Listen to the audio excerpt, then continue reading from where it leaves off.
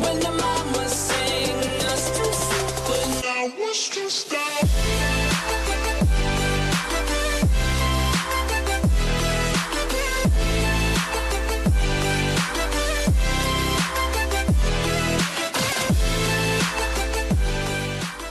Olhe para países desenvolvidos e veja a experiência já de outros países que fizeram a estupidez supina que está sendo feita de desarmar a população, que passa a não ter nem direito de se defender, contrariando o princípio constitucional.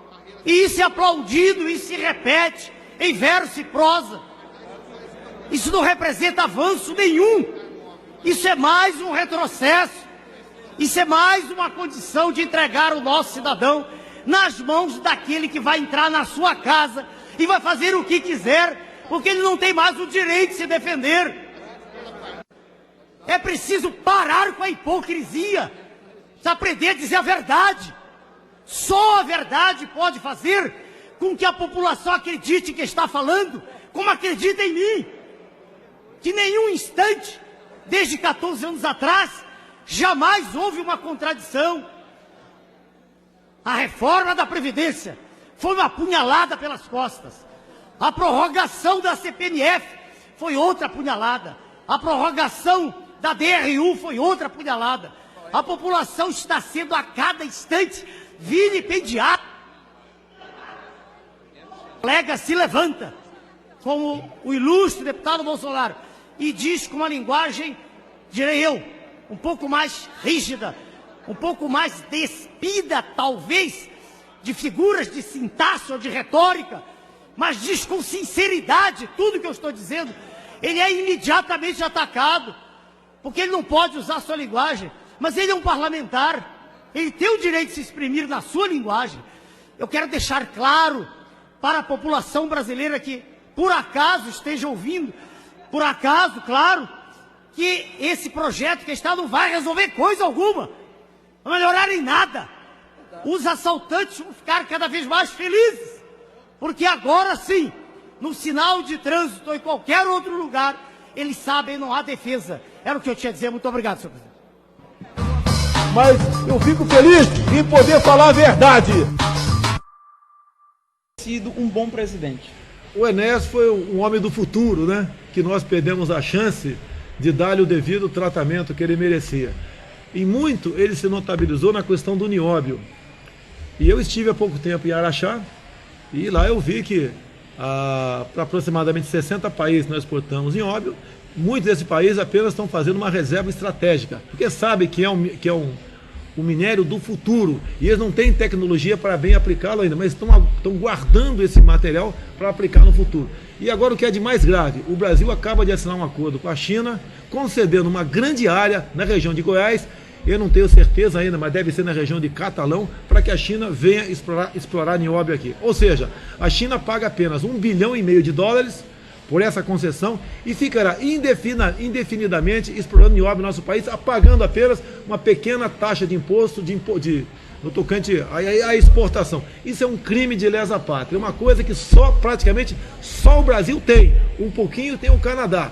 E no Canadá ele pesa no seu PIB, para nós aqui não pesa em nosso PIB. Então nós devemos preservar o que é nosso. Vamos fazer negócio com o nióbio? Sim, mas vamos fazer vendendo pelo preço que ele vale e não entregando para qualquer país do mundo. O Enéas, né, falou que pode pesar mais na balança do que o nosso agronegócio, que no momento é a locomotiva da nossa economia. Roraima. E vimos com os nossos próprios olhos a farsa constitui o tratamento dado pela FUNAI aos índios. Vimos índios em miséria absoluta, pedindo para nós uma caneta, e perguntamos para a representante da FUNAI, nós perguntamos, além de mim e do deputado, meu colega, estava o deputado Bolsonaro e outros, perguntamos para a representante da FUNAI, de onde vem o alimento da senhora? Ela disse, vem da FUNAI. Por que a senhora não come o alimento dos índios? Porque é cruel, senhor deputado. O alimento dos índios são sapos, rãs, lá, estou falando em Yanomami, não estou dizendo que Dourado seja assim, rãs, ervas e etc. Fomos proibidos de entrar em uma maloca, proibidos. E naquela ocasião também, Sua Excelência, o governador, lembra?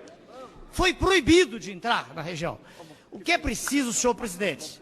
Mas o que é preciso é que nós acordemos para algo que está entrando pelos olhos, que é a farsa já institucionalizada, Senhor presidente, para encaminhamento é 1 minuto. O debate é depois. Esse é encaminhamento do requerimento, é 1 minuto. Desse jeito nós não vamos... Temos que respeitar o requerimento, o regimento. Se a minha palavra incomoda e nós tanto, precisamos eu me calo, deliberar. Excelência. Eu aguardei Vossa Excelência falar, fui tolerante com Vossa Excelência, sei que tolerante também com o deputado. Por menos de 1 minuto, senhor presidente. É que temos regimento e temos uma segurada pauta a para palavra deliberar. Vossa Excelência, deputado. Deixar bem claro é que existem instituições internacionais altamente interessadas naquilo que se chama terra de índio. É outra farsa. A região dada para os índios, dá para eles andarem durante 600 anos. Eles nem conhecem a região. Tudo isso está altamente programado por um poder alienígena monstruoso que tem interesse, isso sim, nas jazidas riquíssimas que estão no subsolo brasileiro. É necessário, sim, senhor presidente, que se reavalie essa questão de modo que nós nos preocupemos com o índio, isso sim, com o bem-estar dele, com a vida dele, com a sobrevivência, e não com as potências estrangeiras que estão mandando dentro do país. Muito obrigado, senhor presidente. Senhor presidente, terra rica, sem governo, povo pobre.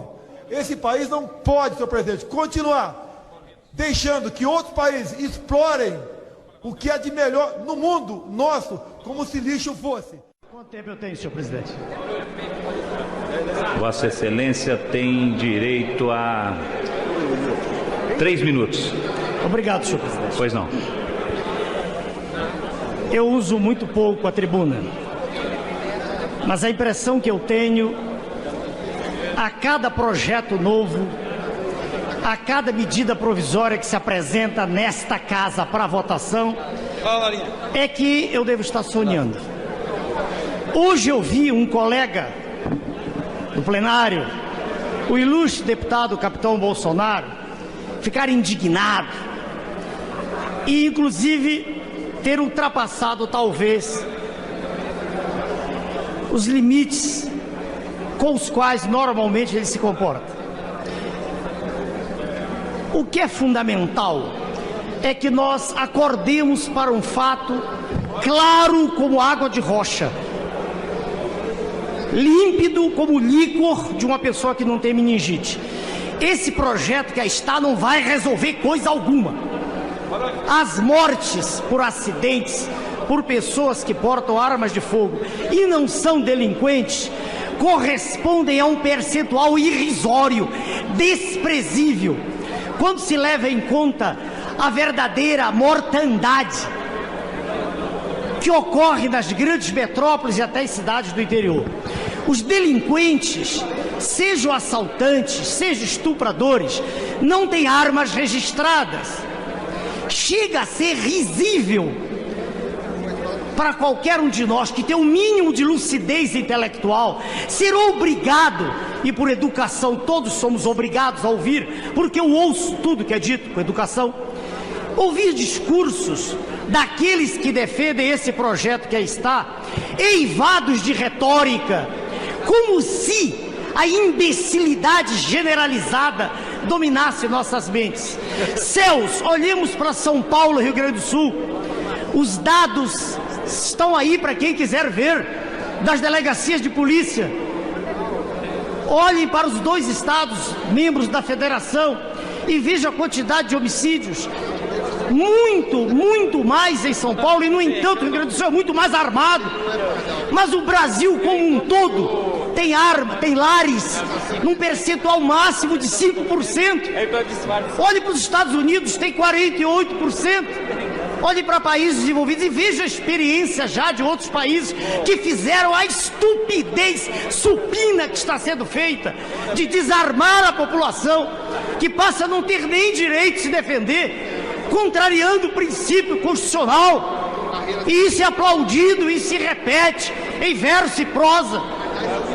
Isso não representa avanço nenhum. Isso é mais um retrocesso. Isso é mais uma condição de entregar o nosso cidadão nas mãos daquele que vai entrar na sua casa e vai fazer o que quiser porque ele não tem mais o direito de se defender. Isso é um absurdo dos absurdos. Eu sei que nós já perdemos. Eu sei que aqueles que lutam contra o projeto já perderam, mas é apenas aquilo que os eleitores esperam ouvir. As pessoas que estão lá, do lado de fora, e dizem assim: pelos céus, pelo menos reclame, pelo menos diga que nós estamos sendo enganados. Saiba a população brasileira que ela foi enganada na reforma da Previdência. Eu não estou agredindo nenhuma pessoa em particular. Estou falando de um modelo pútrido, hediondo, em decomposição, que se repete, que aí está, igual não, muito pior do que era antes. Vamos ser honestos, vamos parar com essa hipocrisia, vamos parar de dizer que estamos defendendo a população. A troco de que tanta mentira? Se eu tenho a posição que tenho, e não estou ligado a nenhuma outra estrutura política, eu criei o PRONA e defendo essas ideias, e todos sabem, eu as defendo há 14 anos. É preciso parar com a hipocrisia, precisa aprender a dizer a verdade. Só a verdade pode fazer com que a população acredite que está falando, como acredita em mim. Que nenhum instante, desde 14 anos atrás, jamais houve uma contradição. A reforma da Previdência foi uma punhalada pelas costas. A prorrogação da CPMF foi outra punhalada. A prorrogação da DRU foi outra punhalada. A população está sendo a cada instante vilipendiada. O colega se levanta, como o ilustre deputado Bolsonaro, e diz com uma linguagem, direi eu, um pouco mais rígida, um pouco mais despida, talvez, de figuras de sintaxe ou de retórica, mas diz com sinceridade tudo que eu estou dizendo. Ele é imediatamente atacado, porque ele não pode usar a sua linguagem, mas ele é um parlamentar, ele tem o direito de se exprimir na sua linguagem. Eu quero deixar claro para a população brasileira que, por acaso, esteja ouvindo, por acaso, claro, que esse projeto que está não vai resolver coisa alguma, não vai melhorar em nada. Os assaltantes vão ficar cada vez mais felizes, porque agora sim, no sinal de trânsito ou em qualquer outro lugar, eles sabem, não há defesa. Era o que eu tinha a dizer. Muito obrigado, senhor presidente.